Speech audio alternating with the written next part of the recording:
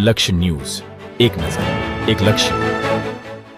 ડભોઈ તાલુકાના રાજપુરા ગામે ઓરસંગ નદીના મગર ખેંચી જવાની ઘટના. સવારે 9 વાગ્યાથી માછી મારવા ગયેલ યુવકને મગર ખેંચી ગયો હતો. ડભોઈ વન વિભાગ, પોલીસ વહીવટી તંત્રની મળી સફળતા. મગરના જડબામાંથી યુવકના મૃતદેહને છોડાવી બહાર કાઢ્યો.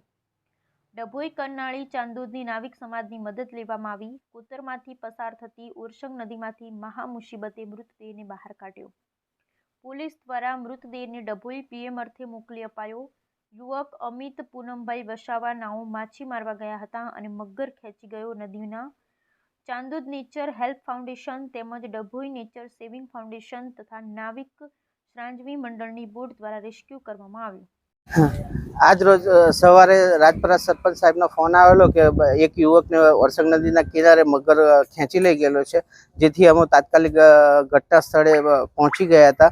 અને મામલતદાર સાહેબશ્રીનો પણ ડભોઈ ખાતેથી ફોન આવેલ કે ભાઈ આ રીતે ઘટના બનેલ છે, એટલે અમે તુરંત ઘટના સ્થળે પહોંચેલ. સરપંચ સાહેબ દ્વારા ચાણોદ પોલીસ સ્ટેશન પણ જાણ કરવામાં આવેલી હોવાથી ચાણોદ પોલીસ સ્ટેશનનો સ્ટાફ તથા ફોરેસ્ટ સ્ટાફ તેમજ મામલતદાર સાહેબના ત્યાંથી સ્ટાફ આવ્યો હતો, તેમજ નેચર સેવિંગ ફાઉન્ડેશનની ટીમ, નેચર હેલ્થ સેવિંગ ફાઉન્ડેશનની ટીમ ઘટના સ્થળે આવી અને સવારે 8 વાગ્યાથી જે મૃતક હતા, મૃતક અમિતભાઈ પૂનમભાઈ વસાવા, ઉંમર વર્ષ 30 વર્ષ છે, જેઓ અહીંયા રોજગારી માટે આવેલા હતા. છેલ્લા 3 માસથી અહીંયા એમના સગાવાલાને ત્યાં રહેતા હતા. તે માછીમારી જે ઝાડ નાખી લેતી તે ચેક કરવા ગયેલા હતા. અચાનક મગર જોતા તેઓનો પગ સ્લીપ થઈ જતા મગર નદીમાં ખેંચી લઈ ગયેલો હતો. અને સવારે લગભગ 8:30ની આ ઘટના છે.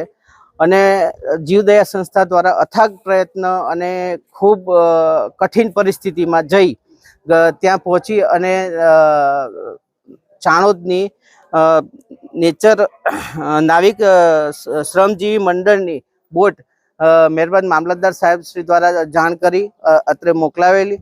અને તેના લીધે ગ્રામજનોના સહકાર અને તેમજ જીવદયા સંસ્થાઓના સહકારથી અમે મૃતકની બોડી બહાર કાઢી છે અને હવે ડભોઈ ખાતે પીએમ માટે લઈ જવામાં આવી છે.